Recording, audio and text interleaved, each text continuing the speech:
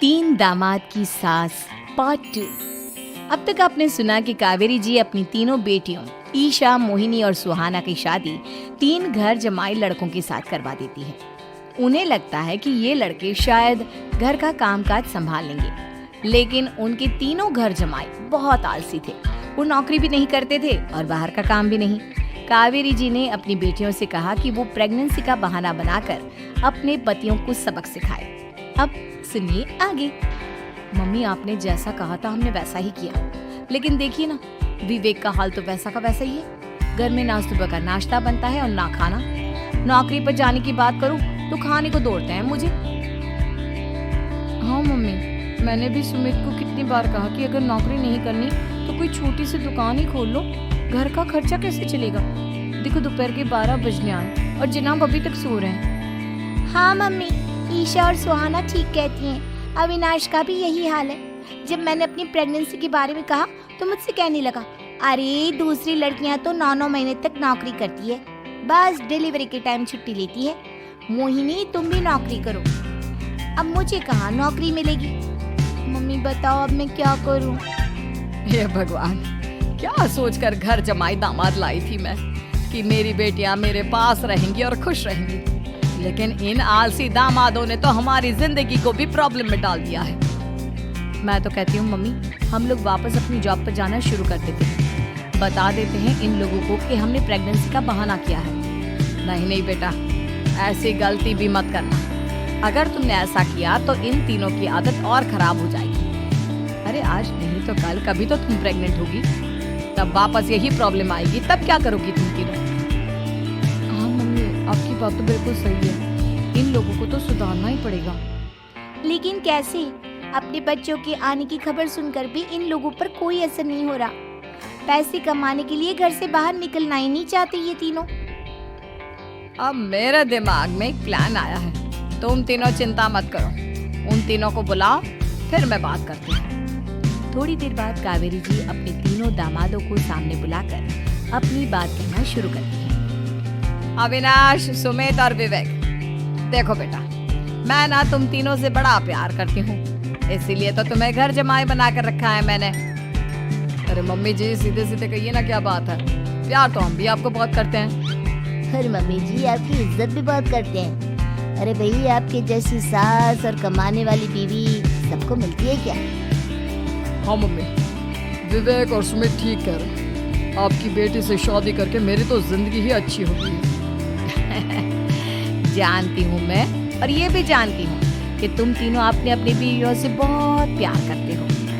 बेटा, बात ऐसी है कि हमारे कुल गुरु ने कहा है कि प्रेग्नेंट होने के बाद मेरी तीनों बेटियां शुरू के 4 महीने हमारे गांव में जाकर रहेगी, जहां मेरे चाचा जी रहते हैं। अरे लेकिन क्यों मम्मी, गांव में जाकर रहने की क्या जरूरत है इन तीनों को? वो क्या है ना बेटा, हमारे परिवार को एक श्राप है। अगर मेरी बेटियों ने यहाँ पर बच्चा पैदा करने की कोशिश की तो उनके बच्चों को कुछ भी हो सकता है। इसलिए अब से लेकर 4 महीने पूरे होने तक इन्हें गांव वाले घर में रहना पड़ेगा। हाँ तो इसमें प्रॉब्लम क्या है मम्मी जी? हम भी वहाँ जाकर रहेंगे, पिकनिक मनाएंगे। अरे भाई, बीवी जहाँ हम भी वहाँ। हाँ यार, आइडिया तो बहुत अच्छा है। शहर की जिंदगी में रह रहकर परेशान हो चुके हैं, अब कुछ दिन गांव में बिताएंगे। तुम लोग समझने की कोशिश क्यों नहीं करते? तुम में से कोई भी वहां नहीं जा सकता, और मैं यहाँ रहूंगी ना तुम तीनों के साथ। 4 महीने की तो बात है, उसके बाद ये तीनों ही लौट कर आ जाएंगी। ठीक है मम्मी जी, अब हमारे बच्चों का सवाल है तो ये तो करना ही पड़ेगा। कावेरी अपनी तीनों बेटियों को कुछ दिन के लिए घर से बाहर कहीं दूसरे शहर में रहने के लिए भेज देती है। कुछ दिनों के बाद, अरे मम्मी जी, बहुत दिन से पिज्जा नहीं खाए, मंगवाइए ना। क्या बताऊं बेटा, पहले तो बेटियां खर्चा दे देती थी क्योंकि उनकी नौकरी थी, लेकिन अब तो मेरे पास पैसे ही नहीं बचे। थोड़े बहुत पैसे हैं जो बच्चों की डिलीवरी में काम आएंगे। लेकिन मम्मी जी, आपकी बेटियों को वापस आने में तो अभी बहुत वक्त बाकी है। वही सोच सोच कर परेशान हो रही हूँ। सोच रही हूँ कल से दूध भी बंद करवा देती हूँ। अब दूध वाले को देने के लिए पैसे भी तो नहीं है ना। अरे नहीं नहीं मम्मी जी, अगर दूध भी बंद करवा दोगी तो मुझे चाय कहाँ से मिलेगी? और चाय के बिना मैं तो मर ही जाऊंगा। क्या करूँ बेटा, इसके अलावा हमारे पास कोई ऑप्शन नहीं है, मेरे पास पैसे ही नहीं बचे।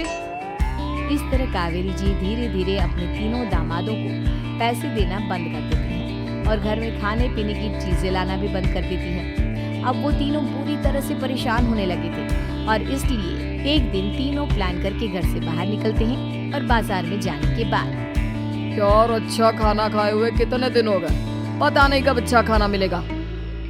हमारी बीवियों के जाने के बाद तो हमारी हालत भिखारियों जैसी हो गई है यार। कुछ भी हो, मुझे तो आज पिज्जा खाना ही खाना है। जेब में 1 रुपया नहीं है और पिज्जा खाएगा, कहाँ से आएंगे पैसे? अरे देख वहाँ सामने बोर्ड पर क्या लिखा हुआ है, कंप्यूटर पर काम करने के लिए एक आदमी की आवश्यकता है। भाई मैं तो जा रहा हूँ, काम करूँगा और शाम तक पैसे लाकर आराम से पिज्जा खाऊंगा। जा जा, तुझे कोई काम नहीं देने वाला, हम तो घर जा रहे हैं। चल भाई सुमित और अविनाश वहाँ से चले जाते हैं और विवेक उस कंप्यूटर शॉप पर सारा दिन काम करके 5,000 रुपए कमा कर घर लौट कर आता है और अपने खाने के लिए अच्छी अच्छी चीजें भी लेकर आता है। ये देखकर विवेक और सुमित के दिल में भी कुछ पैसे कमाने की इच्छा जागती है। अरे सुबह सुबह कहाँ चल रही है तुम? मम्मी जी एक बहुत अच्छी जगह मिली है, कंप्यूटर पर काम करने के 5,000 मिले थे कल मुझे। अगर रोज काम करूँगा तो पूरे 40,000 की तनख्वाह। अरे वाह, ये तो बहुत अच्छी बात है दामाद जी, आपको जाना ही चाहिए। सुमित और अविनाश विवेक को इस तरह तरक्की करते देखकर परेशान हो जाते हैं और वो दोनों भी काम की तलाश में निकल पड़ते हैं। धीरे धीरे उन दोनों को भी काम मिल जाता है। अब कावेरी के तीनों दामाद छोटी मोटी नौकरी करके अच्छा पैसा कमाने लगे थे। एक दिन कावेरी उन्हें अपने पास बुलाती है। अरे वाह, विवेक 40,000 कमा लेता है, अविनाश 60,000 और सुमित तुम भी 40,000 के आसपास कमा ही लेते हो। कुल मिलाकर तुम अच्छे खासे पैसे कमा रहे हो बेटा। हाँ मम्मी जी, बहुत मजा आता है जब महीने के एंड में मोटी रकम हाथ में आती है। पूछिए मत मम्मी जी, घर में रहकर रोटी बना कर और तो जैसा महसूस होने लगा था मुझे तो। हाँ बेटा, तुम तीनों की बात तो बिल्कुल ठीक है और जानते हो अब तुम तीनों की पत्नियां भी वापस लौट कर आने वाली है। लेकिन मम्मी जी अभी तो उन्हें गए सिर्फ 2 महीने हुए हैं, आपने तो कहा था वो 4 महीने के बाद लौट कर आएंगी।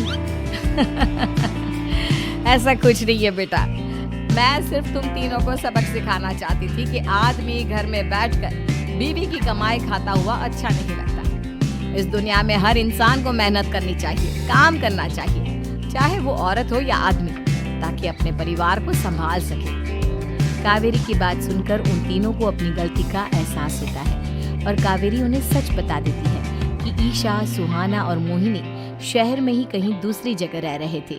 शाम के वक्त उन तीनों की पत्नियां लौट कर आ जाती है और कावेरी जी का परिवार एक खुशहाल परिवार की तरह रहने लगता है।